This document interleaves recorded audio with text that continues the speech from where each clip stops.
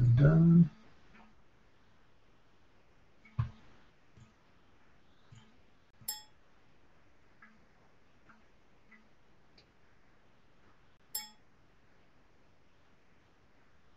Okay. We are live with VSXu Live number 3. Hello, Kenneth. Hello, Jonathan. How are you this evening? I'm fine. We've been having some slight technical problems with the new Google Plus Hangouts, but now we are up and running. So today's topic is mesh rendering. And according to Wikipedia, a mesh consists of a semi-permeable barrier made of connected strands of metal, fiber, or other flexible ductile material. Right. But that's not it, right? Well, kind of, but it's mathematical entirely. Oh, all right. But it is connected with edges and so on that you can find in a real mesh. So it's kind of like a bent grid. All right. We have, you have probably noticed we can use this menu instead. I'm visualizing some form of T-strainer or something when you talk about a bent grid. Is that kind of right, or is that completely wrong? What tea strainer? Yeah, you know, where you pour your tea leaves in and pour water over to make tea. Ah, perhaps. Yes, true. All right, I'm looking forward to this. I think we can make that, actually. Kind of. Yeah, kind of, actually. Not more like a tea ball, so All to right. speak. So that could be a goal for today. Right. Let's focus on the task at hand. This menu has many parts, renderers, and so on, and we can't go through all of these mesh modules. There are quite a few, and they are some of them are rather advanced. But we will try to make something interesting today, and I think we're going to play with this one, the torus knot, and possibly the icosahedron sphere and the normal sphere. And here you have your T-ball, this one. All right. But in order to make it look like a T-ball, we have to do some tricks. Okay, but we will start with a very simple one, a box. Sounds good. And then we need to, what most people do is they go here and they find mesh basic render, that sounds good. They drop that. And then people go, they connect that and they connect it to the screen and nothing. And why is that? Yeah, why is that? And one way to explain it is that a mesh it just defines a surface. It doesn't define how it should look. So in order for the computer to draw it, it needs some kind of properties like color and lighting, etc. So you have to use a few more modules to actually be able to see a mesh on the screen. So the basic mesh render, it's even simpler than just drawing a canvas. It's just no, the renderer just uploads the mesh data to OpenGL. It doesn't decide how it should be drawn. All right. That's up to other modules to define. So if we look here again at the OpenGL modifiers, this is something you will have in almost every mesh-related project. It's a material param and a light directional. And then you want a camera as well, otherwise you cannot look at it from different angles. So we want an orbit camera, probably. That's the most easy to use camera for just viewing a 3D object, in this case, this box. And a stupid question, can a mesh be a 2D object? Yes, it can be a plane. There are actually meshes that are planes. the mesh grid, for instance, although it's not mathematically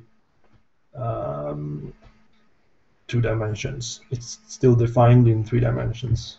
So it's sort of a 2.5D like platform games and such. No, not really. It's really a flat area, but it's divided into multiple quads or squares. All right. But yeah, this is still black. Mm. And that is because we need to turn on the light. It's enabled, says no. Oh, right. So we will say yes. Okay, now we have our box. But you see it's stretched. Can you guess why? No, I haven't got a clue. The camera, perhaps? No, we're recording this in 16:9 resolution. Ah. So it gets stretched. If I would now resize the window, it would be square. But there is a tool in the camera for this, perspective correct. If you set that to yes, it fixes this. And this is really in VSXu. It should really be yes most of the time. So almost always you want material around light directional camera, and you want to go in and set the perspective correct to yes.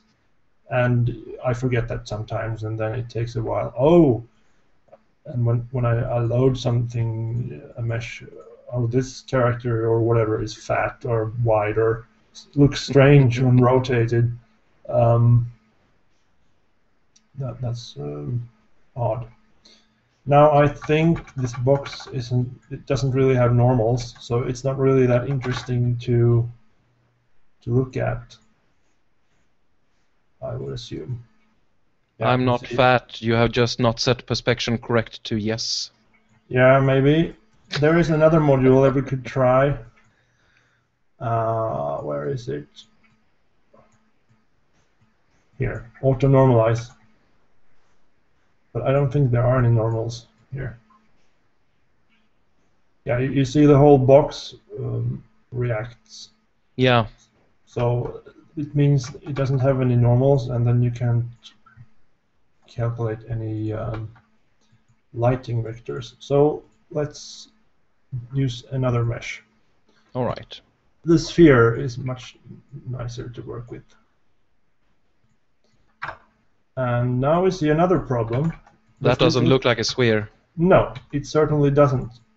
But we'll increase the these a little bit, and then it will start looking like a sphere.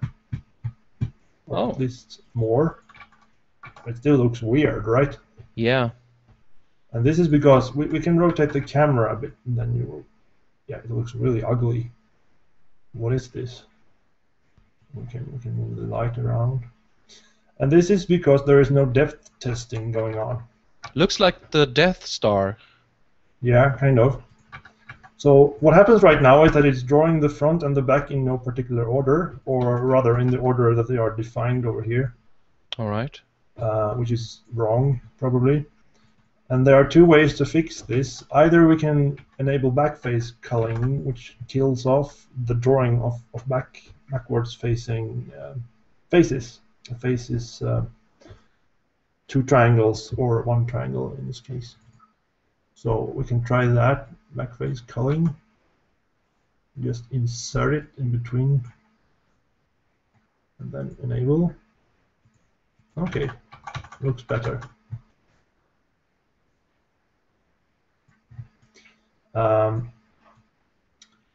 But this is only working when you have something that is not transparent at all. So you should know about the depth buffer too. Oops. But backface culling can be good for optimizing stuff.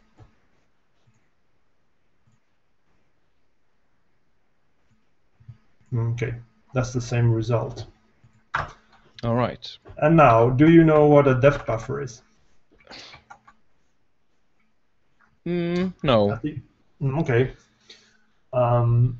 It's basically like the screen is a bitmap with RGB channels, right?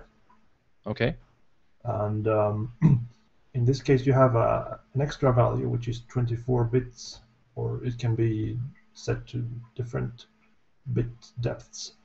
So you get different quality in the depth buffer. Right. And when a pixel is rendered, it writes this one, so to say as how deep into the scene is this value, is this pixel. And if we say we have drawn the front of the sphere first, and then the computer wants to draw the back of the sphere, it sees that, well, there is already something larger in here, something closer to the screen, so we probably shouldn't draw anything. So, but if it had drawn the back first, and it's trying to draw something on the front, it will find that, oh, this is closer to the camera, let's draw it. But if it's not, it's thrown away. All right, that makes sense. So it's a way to maintain depth for the scene, and thus everything looks good. But it still doesn't look like a sphere. No, maybe because it's too jagged, right? Yeah, exactly. Yeah, Looks like a rock in space or something. Yeah, we can increase the quality.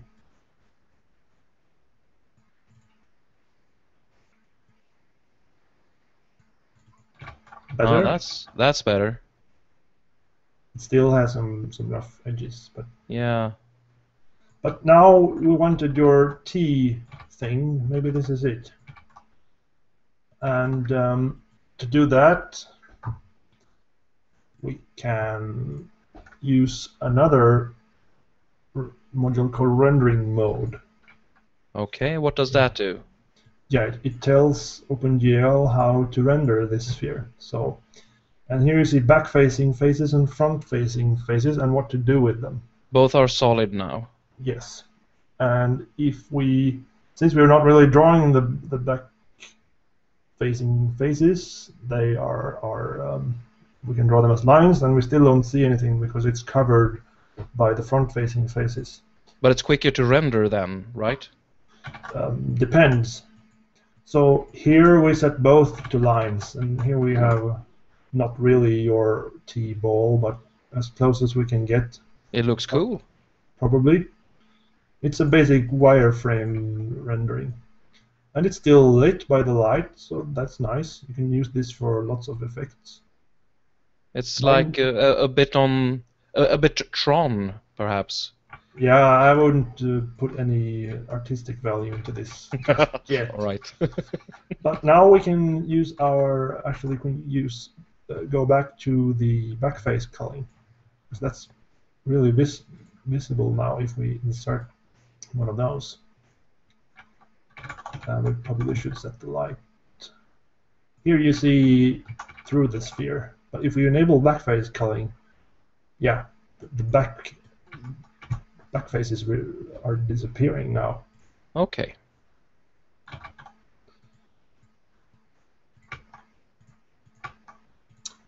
So that's rendering mode. We can also use points. Can be useful. And we should probably touch on something else, which has to do with lighting, and then we will re-enable the solid rendering. What we see here now is just diffuse lighting, and yeah, it's diffuse light, as you can see. But there is also, you can set the color here, you know. Mm-hmm.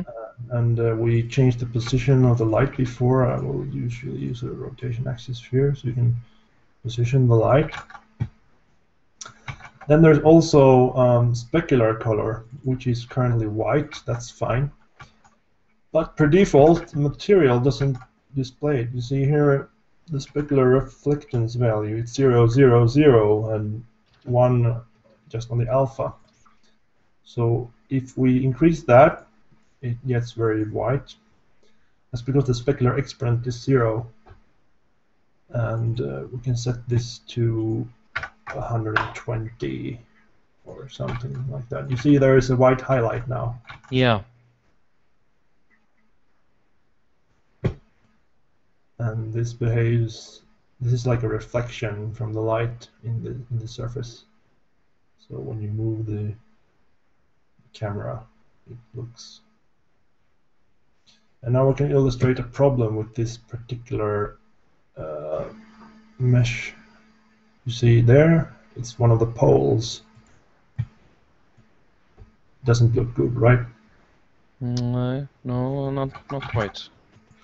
So to fix that, we can use a different form of sphere. Mesh. Let's pick one from here. Solid. The icosahedron sphere. It's a different way to create a sphere. Right now it's very low resolution. So first we need to increase the max normalization level. 3 should suffice. Then we can start. This is really a very basic primitive. It's been in 3D programs for ages. So, but now the surface area of each triangle is almost evenly distributed across the sphere. Okay. And now when we look at the light, we can disable those. We see that there is support for up to 7 or 8 in total lights. I think OpenGL can do even more, but VSXu, I've never ever had need for more than 2 or 3 lights. You can do a lot with just 2 lights. So let's clone this with Control-Alt and interconnect it. And we have to set that to a different ID, and now we have the 2 lights shining from the same angle. So it's very bright. There. This part is still rather dark. Okay. And to differentiate between these, we'll make one of them very red. Yeah. I can make this one very green.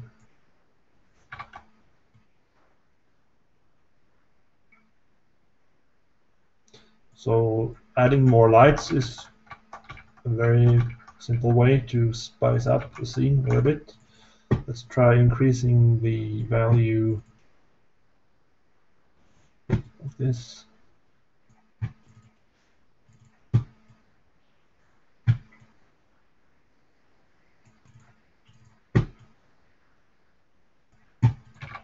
Yeah, now it looks better.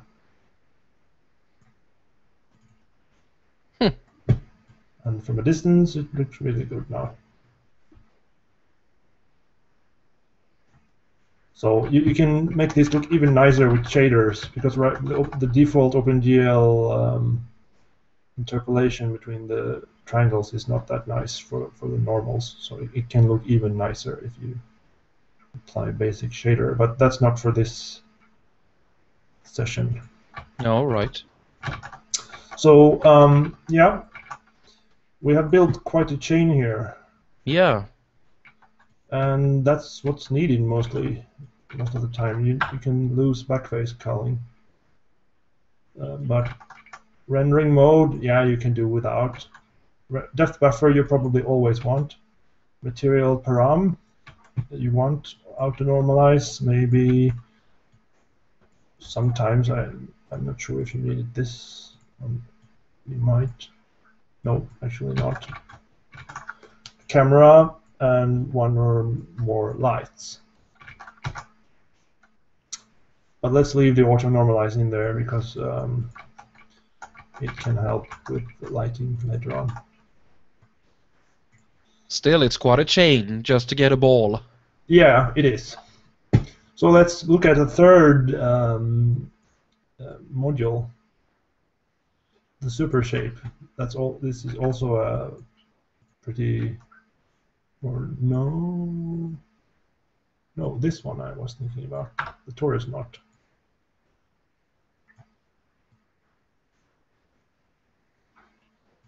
And it had a little bug, so I have to go in here and set these.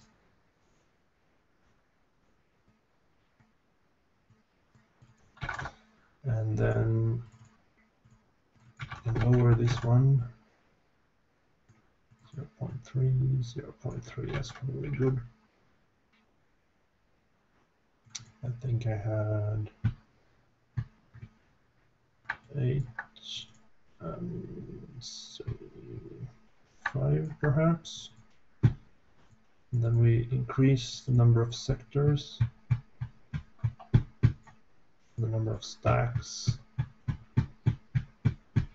Yeah, right now it's stretched out quite a bit, so yeah, now you're beginning to see what it looks like. Yeah, right. So this is a torus knot, and when you modify P and Q, it uses different periods. And you should probably leave it at even numbers, because otherwise you get these tears in the mesh.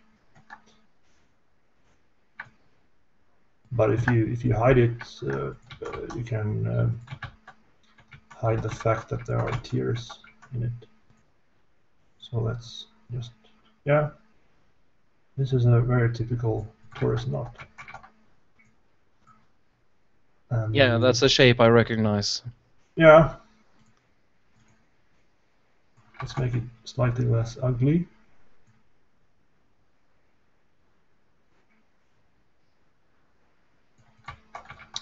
Right. So we have our nice torus knot. Actually, I can show you. This is another nice thing.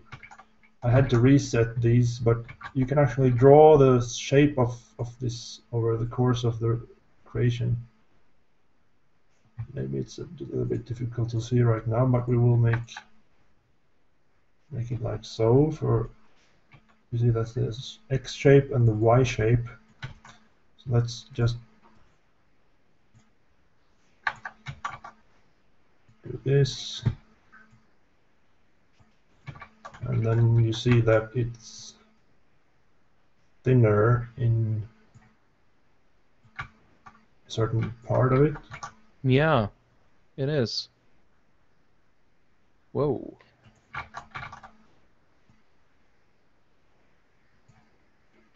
And you can set it to cosine, for instance.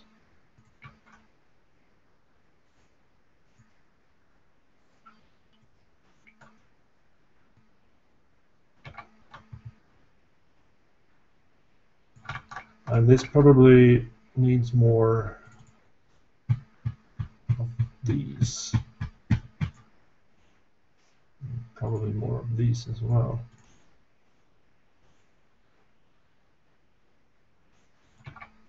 There.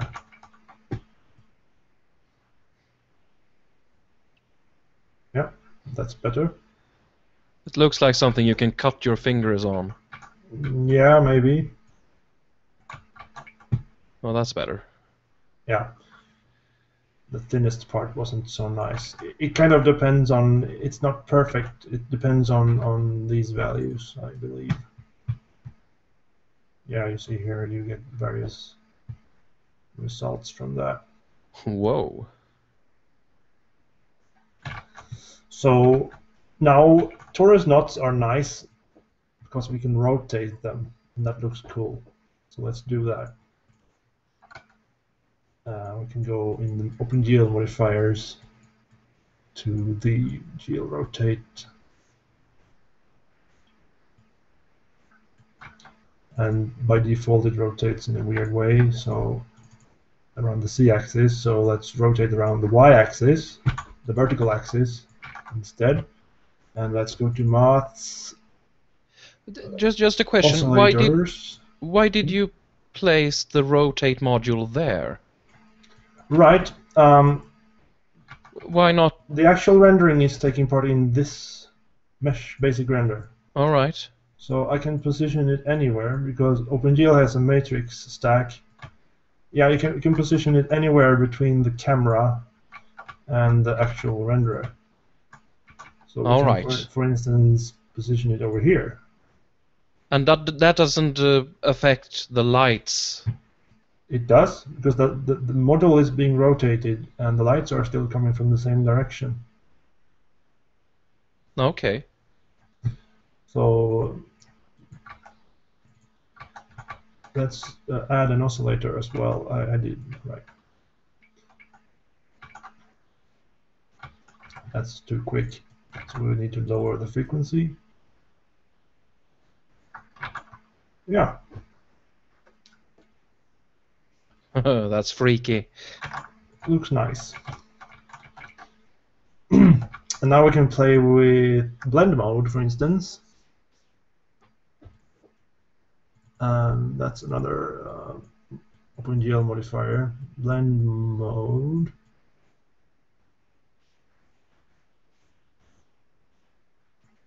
Have you ever used Photoshop and the blend modes of different layers? I've seen it done. Right. And this is the same thing? Well, in a more basic way. So now actually the depth buffer is working against us. So we need to disable that. So when I set the blend mode to 1, it means that it always adds up the color up to white. So maybe we need to lower the strength of the lights a bit.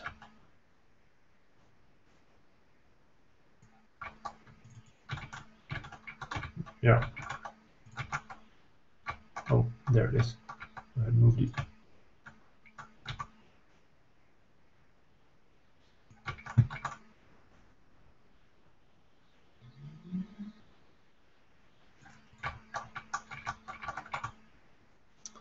Then we can re-add. Oh, we had that, the rendering mode. So here's another trick. I want to draw this twice, and I want the lines as well. And I don't want the back faces at all, so I will use a back face culling module here. Now it's drawn twice. You see, it's becoming brighter.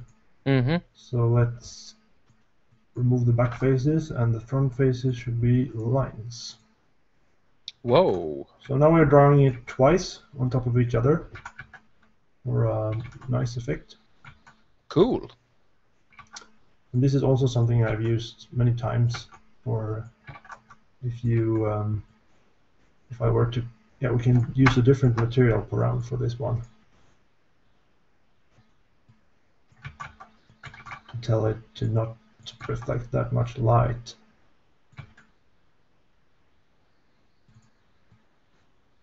There we go.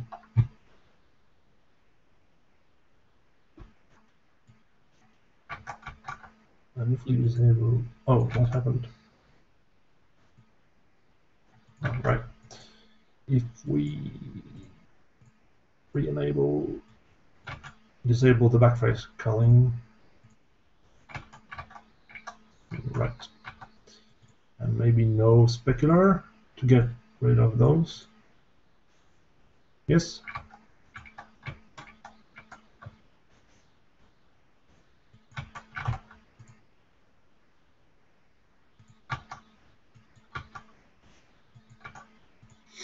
Yeah, that's a nice rendering trick that you can use. Should we go through any more mesh types, perhaps? What do you have to offer? There is... Super banana? Yeah, that one is funny, or not. Oh, right. It sounds more funny than it is. Oh, okay. And here's your two-dimensional grid. Right. It's not very interesting. No, not that exciting, no. But it's a grid mesh planes. I don't remember what that is. Let's try it. Ah, right. It's several planes layered on top of each other that you can use for effects like this, apparently. And you can set space in between, I guess.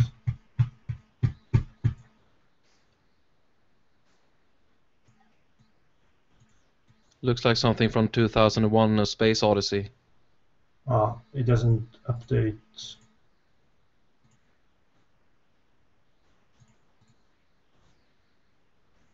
What? Yeah, Whoa! All right. just the space between them. 9 is maybe too much. Let's use 5. What happens here is a bug in this module here. It doesn't update its a value which tells the Mesh Basic Render that it's been updated. That's cool. Yeah, and then this one begs for a bit of translation, I think.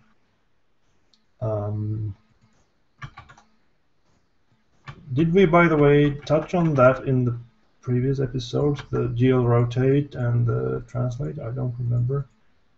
Let's just use, let's disconnect the GL rotate for now. And we'll add a GL translate. We can insert that as well anywhere in here. Doesn't really matter. Okay, that's that direction, back. There we go.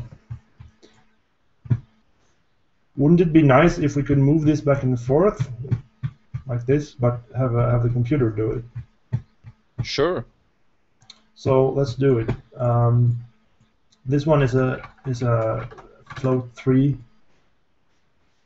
and the oscillator doesn't connect to that, so we need converter, which you can find under Maths Converters, 3 float to float 3. And it's the Z value we want to modify. So we'll just connect those, and those are 0. There we go. The movement is too small right now, but we can fix that. Let's first set the offset value to something nice. I think -50. And amp as well, 50. Oh, that was too much. Huh. Yeah, that's better. Now it's some trippy effect from Star Trek in the 70s. Maybe. And we still have the, you see the diagonal lines being drawn? From this one. Now they're gone. So this module you can do like fake fog or something, digital looking fog, stuff like that. How many planes we want.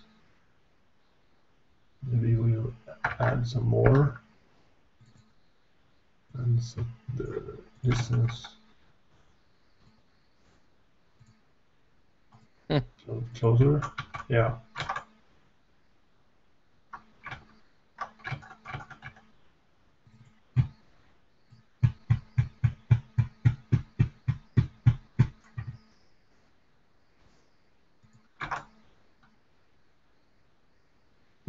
Yes. That's a nice effect. Could be. If used in conjunction with something else, it could be very nice. Mm-hmm. And what more do we have? I never done this before. Okay. Which is usually what we end up with in these sessions, which is good. Super Banana. You asked for it. And now I'm sorry I did. No, it's not that bad. Let's disconnect the translator, otherwise we will be way off when we connect it. And we don't see anything.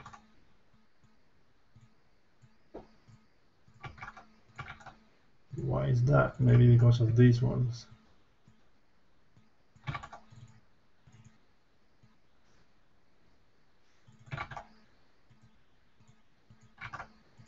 Nope.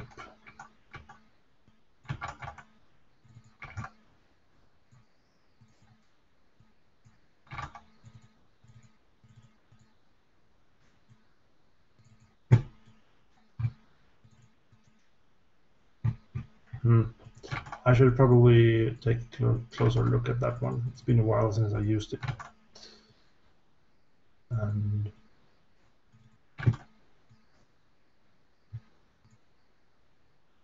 yeah, I don't remember. Sorry. We can do something else.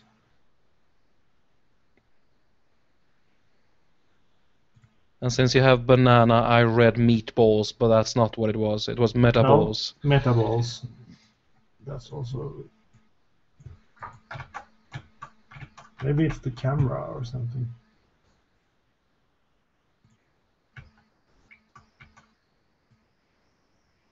Okay. Yeah, the rendering mode is kind of strange right now.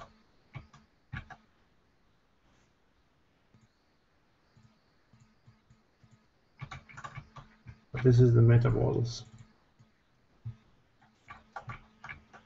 Oh, all right. But they shouldn't look like this.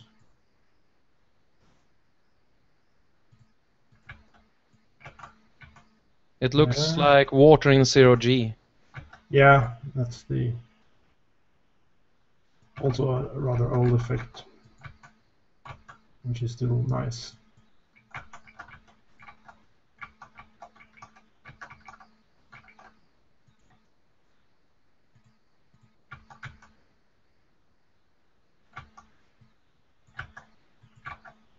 Yeah, we have went through a few of the solid mesh generators. There are more.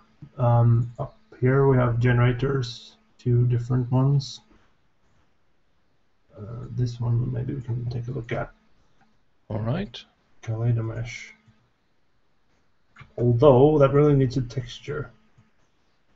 So we should probably add that as well. So you can add textures to these meshes. Of course. Let's use the blob again. Yeah, that's what the kaleidoscopic mesh generator does. And it has an option hemispheric to be like a half dome. It will be more apparent. Yeah, right, like this, a half sphere.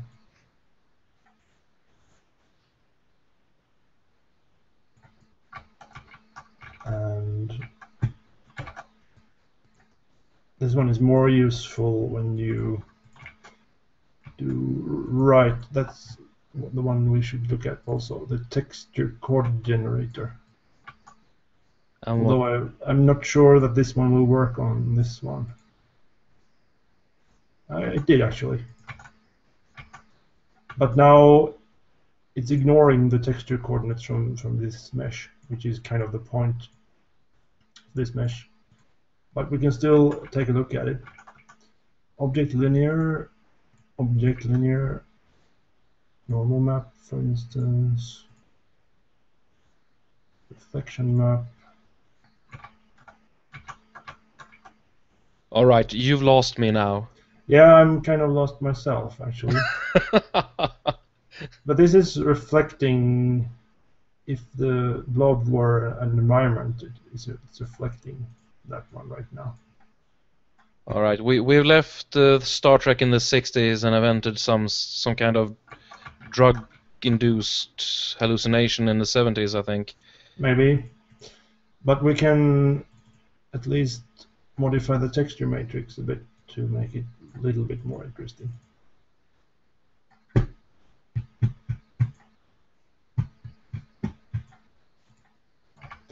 And really, this one is more interesting when the mesh is more interesting. Right now, it's just like a mirror. So I think this is really a topic for another session, but we will add a mesh modifier, so you will get a feel for what that is. All right.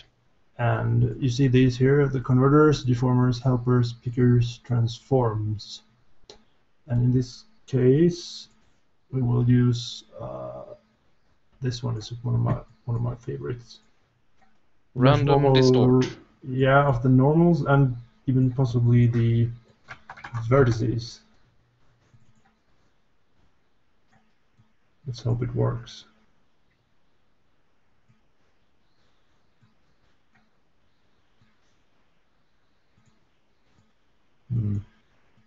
That worked.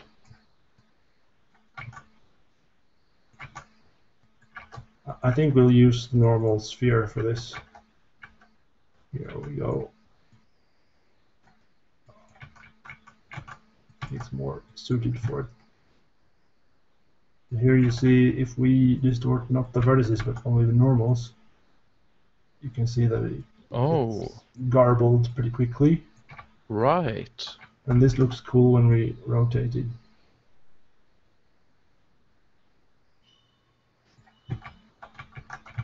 And because the normals are pointing in random directions right now, and the texture code generator is using the normals to find out where to draw the texture, that's why we get this funny looking effect. And then we can also enable the vertex distortion, and then we can lower that one to something more sane, and maybe increase the number of... Yeah, this is really nice. Whoa.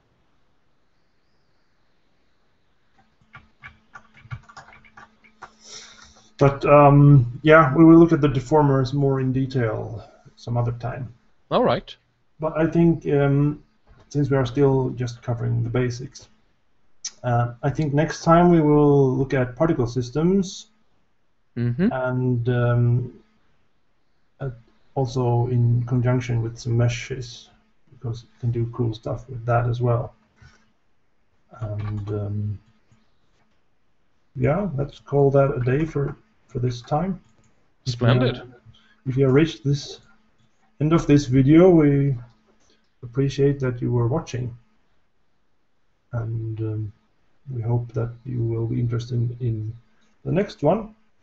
And now we have a better, hopefully, recording software, which is called for Linux the Simple Screen Recorder, which is really nice. It records real time, 30 frames per second at full HD, which I haven't been able to do before. So that's really great. So hopefully the video quality of this talk is much better than before when we only used Google Hangouts. So we see we have one viewer on the Hangout right now, and if the quality will be better when we upload it. So yeah, that's it. Thank you very much. Thank you, and goodbye. Bye-bye.